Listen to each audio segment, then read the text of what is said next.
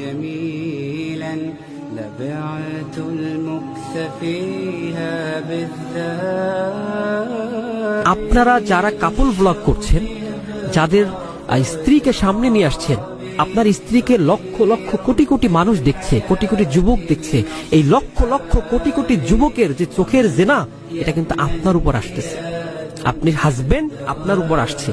নবী করিম সাল্লাল্লাহু আলাইহি ওয়াসাল্লাম বলেছেন, 3 ব্যক্তি আল্লাহ তাদের জন্য জান্নাত হারাম করেছেন। এক হচ্ছে যারা মাদক সেবন করেন, এটি হচ্ছে পিতামাতার অবাধ্যতা। 3 নম্বরে খুব ইম্পর্টেন্ট একটা বিষয়, সেটা হচ্ছে দায়ুস। এবং দায়ুস কাদেরকে বলা হয় এটা আপনাদের বুঝতে হবে। যে ব্যক্তি তার স্ত্রী সন্তানদের বেহায়াপনা ও অশ্লীলতার সুযোগ দেয়, তাকেই বলা হয় দায়ুস।